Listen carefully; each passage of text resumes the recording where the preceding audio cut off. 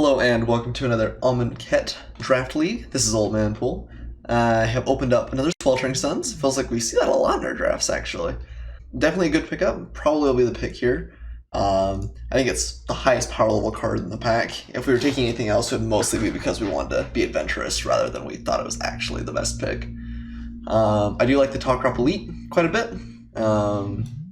Any white aggressive beatdown strategy loves that.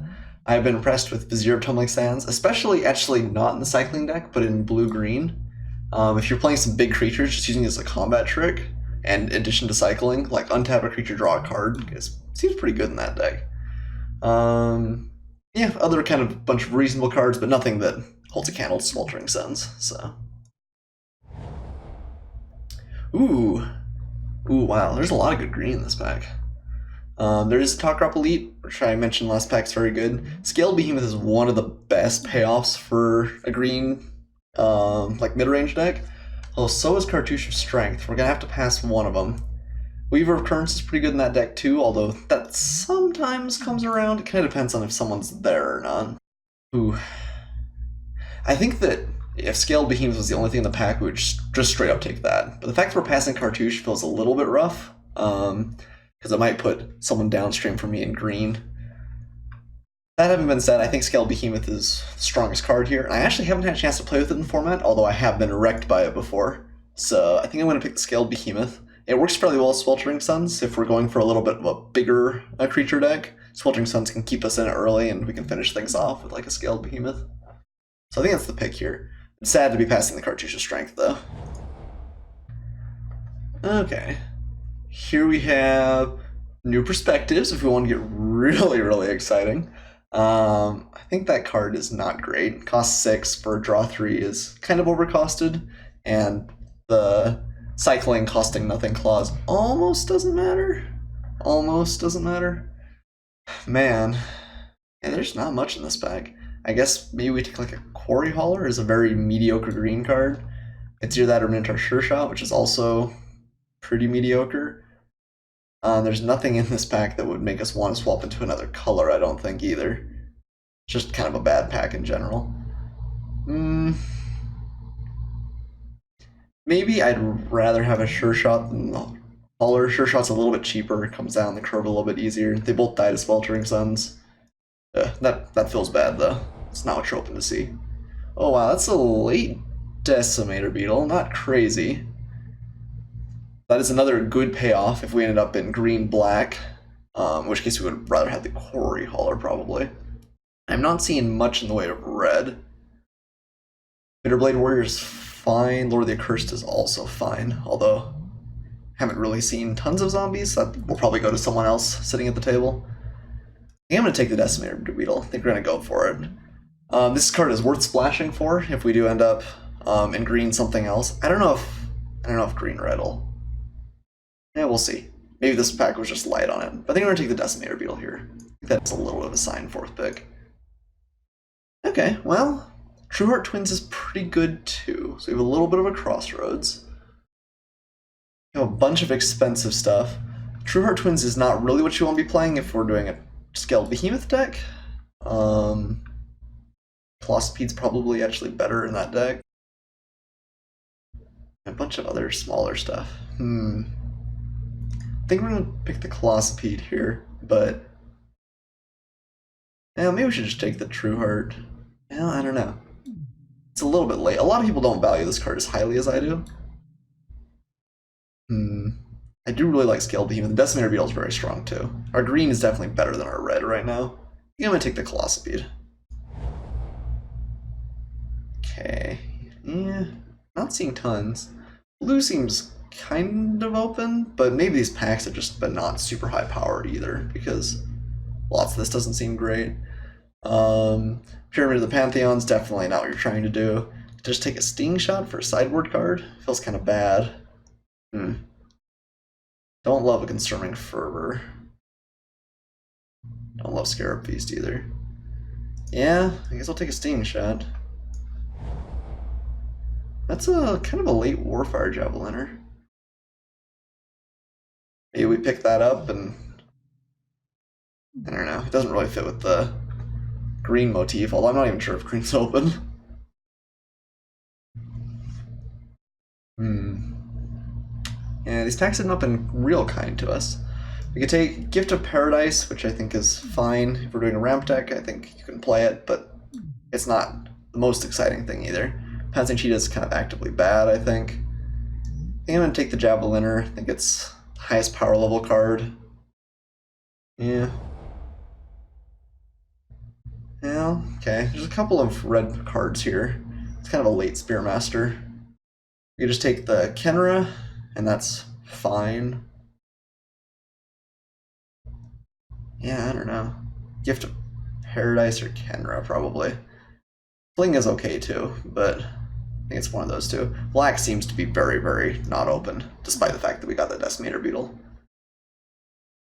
Yeah, Gift or Kenra?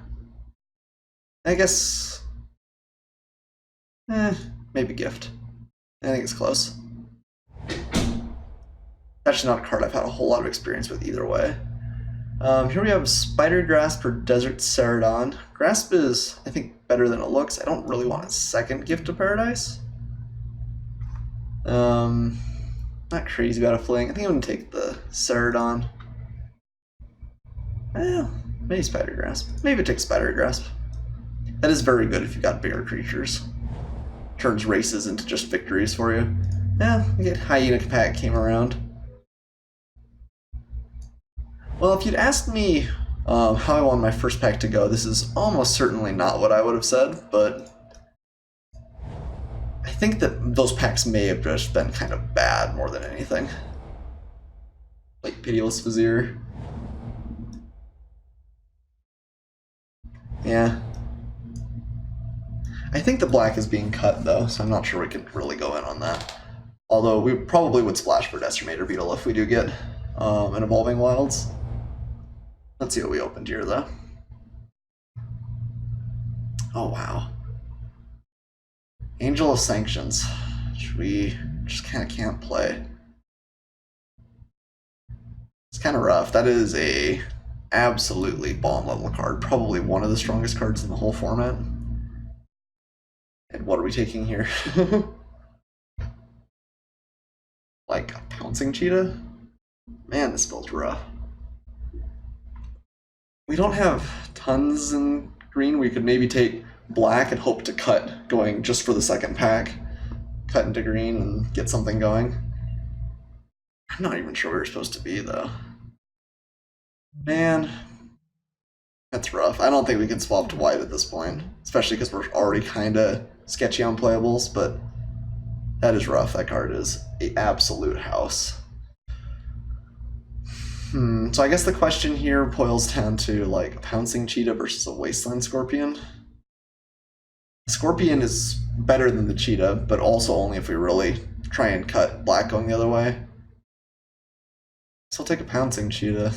That's pretty rough. Okay. We have a Scattered Groves, Quarry Hauler, another Gift of Paradise. Don't have anything that we actually want to be using white for right now. I think I will take the Quarry Hauler.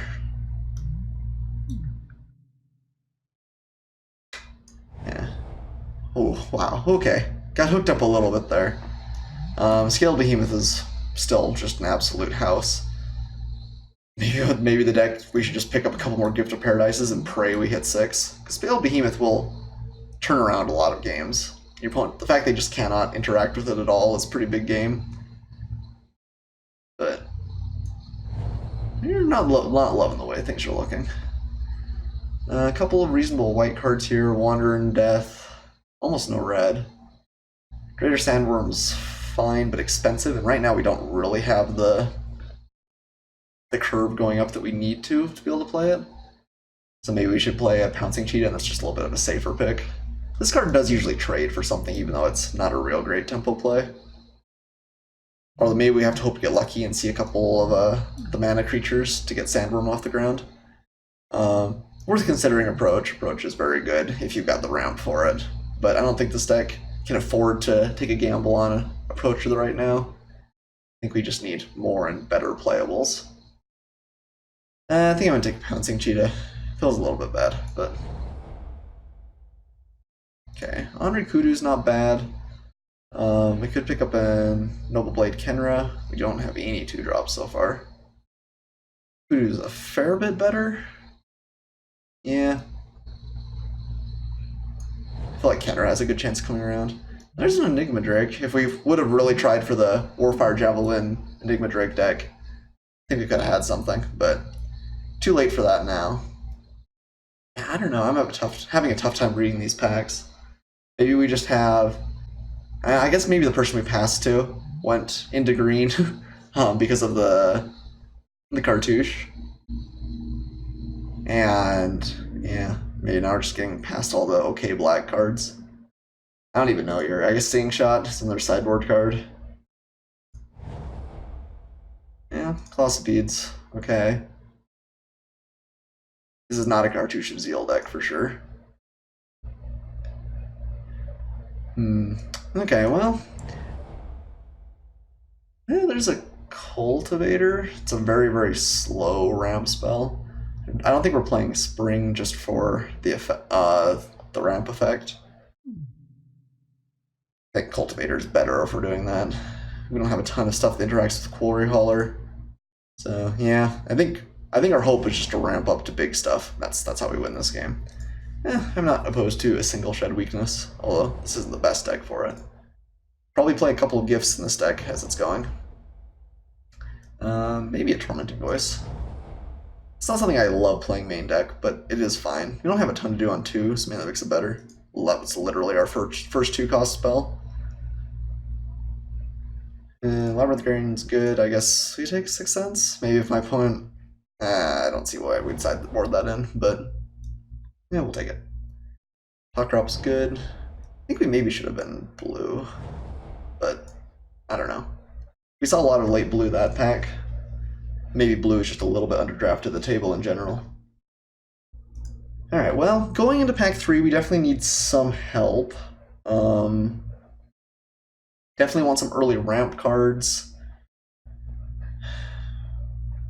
Yeah, just some power in general. Short of the Scaled Behemoths, we're not doing that much with this deck. I think we're going to get run over early without 2-drops, and yeah, I don't know.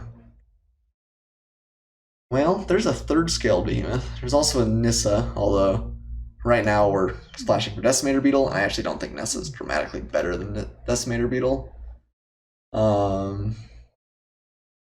If we had an Evolving Wilds, I might consider it. I think we'll take the Scaled Behemoth and just hope to win off these. I mean, they're really big. If they hit the ground, they hit really, really hard. But well, if we did put the person to our left in green, at least we should get hooked up with green this pack. Yeah, at least some.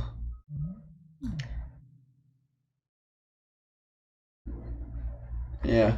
Ugh.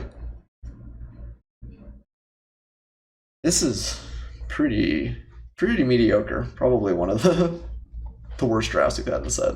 But yeah, Crocodile.deck. This is powerful. Okay, there's a Hooded Brawler. I do like that card quite a bit. Like it better than Thresher Lizard. Could have had Trial Solidarity, some Honored Crop Captains. Could have had a pretty good red-white beatdown deck, maybe, but oh man, that's rough. I think Cartouche is just a better enough card than Bitterblade Warrior. We have to pick it, even though we're going to have literally no 2-drops.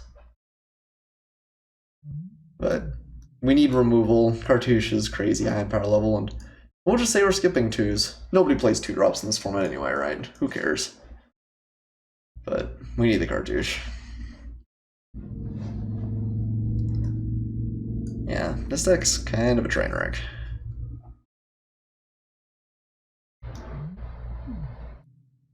We need like 4 Bitterblade Warriors in a row or something like that to feel good about it. I mean, I don't know. We have a high, like, Scaled Behemoth is a very, very good late game card. So we have high upside if we make it. I'm just worried we get run over earlier. Well, actually, Sweltering Suns is a pretty good pickup there. This is something that helps stabilize the board early. Keeps us going. Okay, Sweltering Suns. Pretty easy pick. Happy to see that here. I would play Emberhorn Minotaur too, but that probably won't come around. Guessing there's Spidery Grasp over Haze of Pollen? Neither of those cards are super exciting. I mean, I like having maybe exactly one Spidery Grasp. Maybe we bring in another in some matchups. Oh, thank you. Thank you. Oh, thank you. I would... Oh, I'm kissing the microphone and the computer right now. Soul Stinger, it's, I guess, not in our colors, but MVP Soul Stinger. I love it too much. Naga Vitalist was such a good pickup for us there, though. Such a lucky hit. It's weird because I feel like black's a little bit more open now, but whatever. Not gonna play Destined to Lead as is. I think red's too. Like, we could consider playing almost mono green. Maybe we sideboard that in on some matchup. Although if that's the case, Wandering Death might actually be better. Destined to Lead's pretty good with a bunch of scaled behemoths. Your opponent can't even interact with it. Alright, Pouncing Cheetah. Adding to our mountain of 3-drops. We were gonna have something to do on turn 3, almost certainly. Alright, we're probably not playing the Javelin or the Javeliner if we can avoid it. I think, I don't know. Playing Decimator Beetle with just like 2 random swamps in the deck seems kind of loose. But Decimator Beetle is a real house. When you stick it and your opponent can't interact, it becomes a real mess real fast. I guess another Shed Weakness over Supernatural Stamina? Honestly, they're kind of close.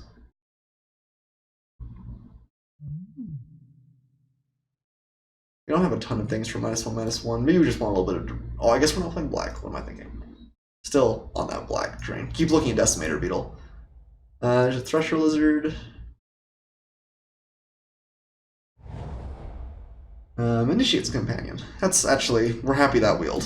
Having just one more thing we can do on turn 2 is good for us. Guess I'll take a Deliverance. I don't know what we'd use it against, but we have it.